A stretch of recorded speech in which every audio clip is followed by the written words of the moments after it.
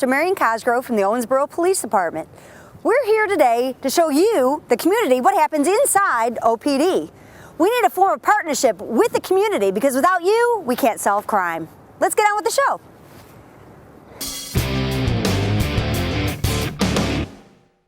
We're here today with Chief Glenn Skeens. Good morning, Chief. Good morning, Officer Cosgrove. And we're here today to talk about what's going on in the department. Great. Well, a couple things I'd like to talk about today is our training and education programs we have here at the Owensboro Police Department, and also an exciting new program that I'd like to encourage the public to participate in, and that's our 511 text messaging program.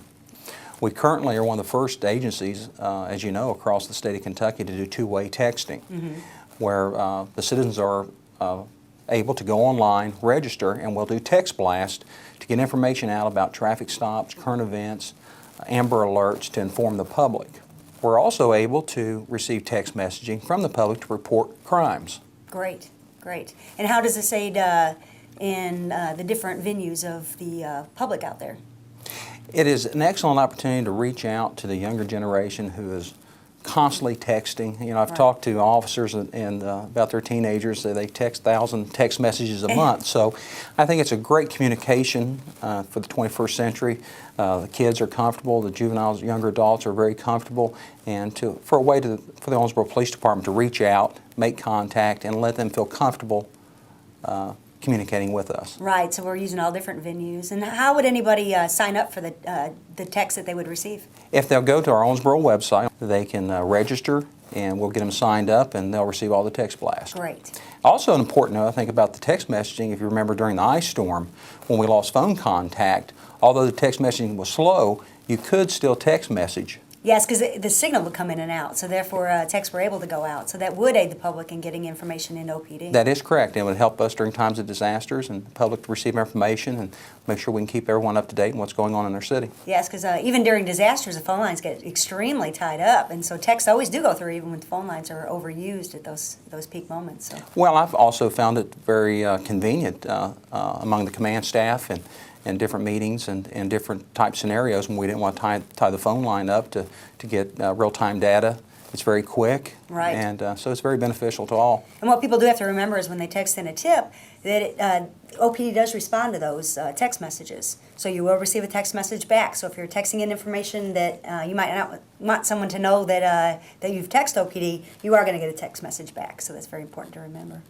What type of training is going on, Chief, right now? Well, we're really excited. We just recently completed our CIT training, which is our program, that 40-hour in-service program, Crisis Intervention Team Training. And what that is, CIT training is a partnership between law enforcement, mental health professionals, the consumer, and advocacy groups in our community to better serve those in need that we as law enforcement officers encounter on a daily basis with mental health issues. The training is just simply outstanding. It works on active listening skills and de-escalation skills to improve not only our service to the community, but to increase officer safety. Great, so it's twofold. It'll help the officers as well as help the community itself. It certainly does, and we've reached out and we've talked to many in our communities. We work with the state NAMI and also our local representative, which is the National Association of Mental Illness, on our advisory board, which I'm really excited about. Our advisory board we started this past fall, which is a partnership with the mental health professionals and local law enforcement to meet monthly and to address those concerns of the mental health institutions, providers, and also law enforcement to increase and improve our services to the public and make sure that a person suffering from schizophrenia is getting the right help. Great. So instead of always having to take them to jail, because really that was our only outlet, venue to take somebody like that, we can get them the help they need. So that's a good thing that we're all working together to do that.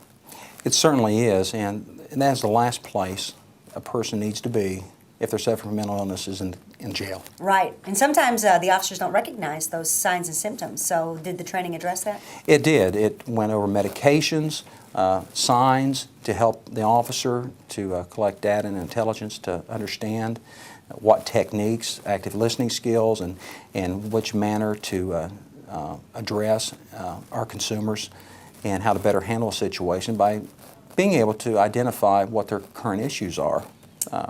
In addition to that, oftentimes for law enforcement, we encounter those in the community that are not only suffering from mental illness, but there also could be drugs involved and alcohol where they're self-medicating, which presents a different problem with us. Not only may we be dealing with someone with schizophrenia, but they also may be intoxicated or on illegal substance. So those are the surface symptoms, and now the officers are trained to see through that maybe and see that they do have mental illness and give them the proper help they need, rather than just take them to jail because they were drunk in public or... That's exactly right. Great. And that's why most recently our past board meeting, we met at the Boulderware Mission to take a tour of their facility and look at their drug and alcohol rehabilitation program that they have here at the Boulderware Mission. And I can't say enough good things. The Boulderware Mission is doing an outstanding job for our community. I was very impressed by the passion and commitment of all those at the Boulderware Mission. Well, and sometimes they don't know how to help us to help the people. So it's good that there's a two-way communication between those different facilities in our community to be able to service the community correctly. You're exactly right, and that's what's so positive about our current board, CIT board, that we've been able to solve operational issues and challenges, I would say, that we have faced for many years. And through opening up lines of communications and working together to provide a high-quality service, we're able to address those issues and be more efficient, not only for the mental health provider, but for law enforcement as well. We've decreased our time. River Valley, Dr. McCatherine has done an exceptional job with their center and working with the Owensboro Police Department to decrease our time spent during evaluations. We have in the past year started transportation. All those residents in Owensboro that need to be transported to Western State, we do those transports now, which is something we haven't done in the past. Well, good. And, you know, with these challenging times and operational budgets trying to keep to a minimum, the less time we have to spend on calls, on situations, it only benefits the public as well with the taxpayers' dollars and the amount of officers that we need on the street. So. You're exactly right. Well, good. Anything can't be better than saving money and servicing the public to a higher standard. So. Well, it's certainly a need we have identified, and I'm really happy to see that we're moving in the right direction. I'm glad it's an ongoing situation, too, with that advisory board, because there's always going to be different issues that arise. There are issues. We meet monthly, and I said previously, we have our local representatives from NAMI are present who have different issues from our consumer side. Mm-hmm. So all of our key partners are there, and we're able to representatives from the hospital.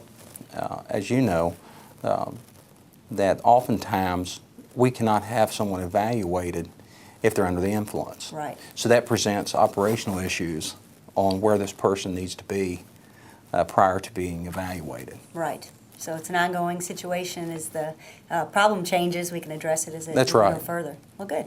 Awesome. Well, thanks, Chief. We appreciate your time here today. And we'll get on to discussing the CIT training.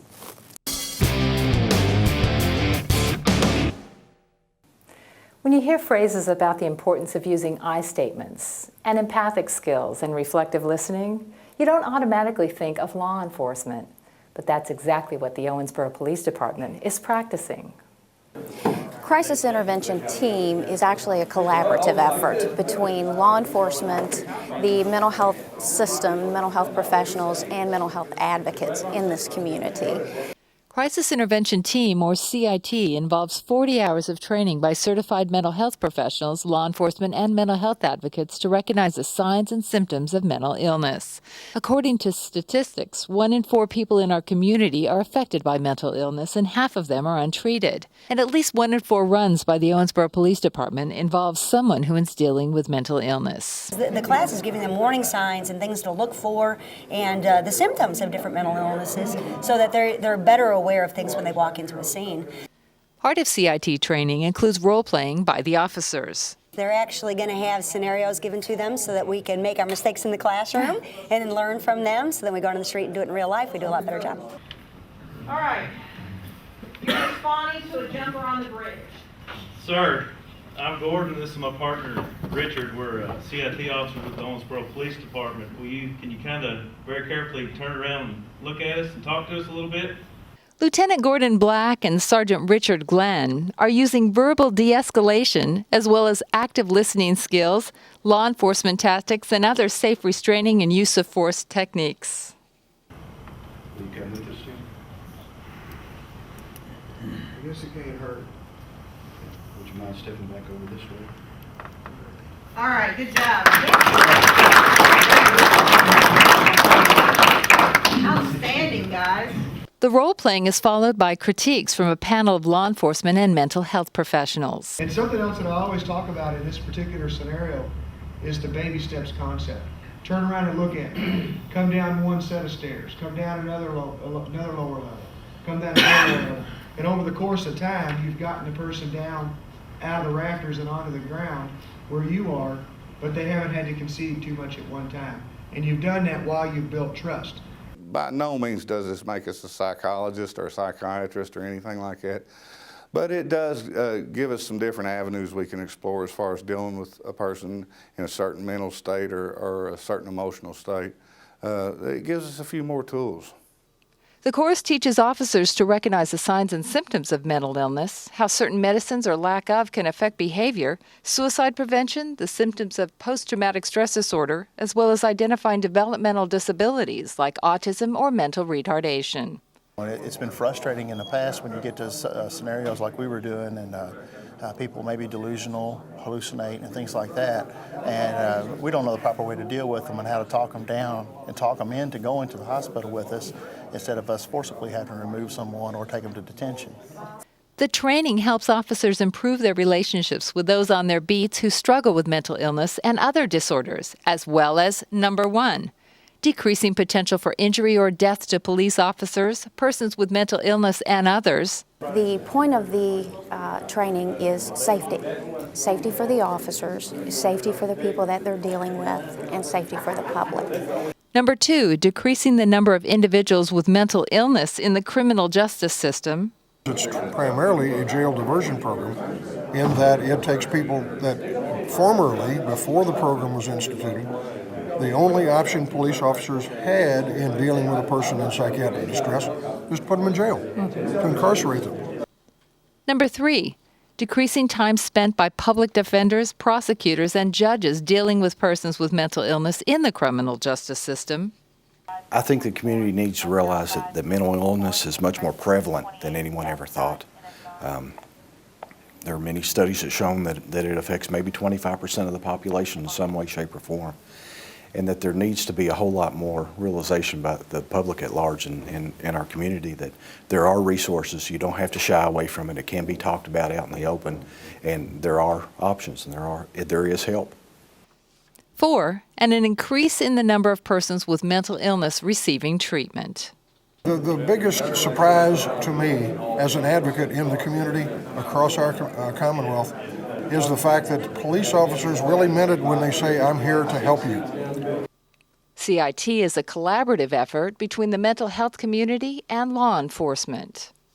This would not be possible if it weren't for our partners. Partners in this training in this area would be River Valley Behavioral Health. They provide all the mental health instructors for this course, and without them it would not be possible. NAMI Owensboro, the National Alliance for Mental Illness, they have been a partner in this training as well, and the Owensboro Police Department has provided our space here. It makes a huge difference in the officers, the first responders that show up and deal with people with mental illness. I think you can rest assured in Owensboro, Kentucky, that if you've got a family member or a loved one that is mentally disturbed or emotionally disturbed or whatever, when we respond, we're going to respond appropriately, and we're going to get them the help they need.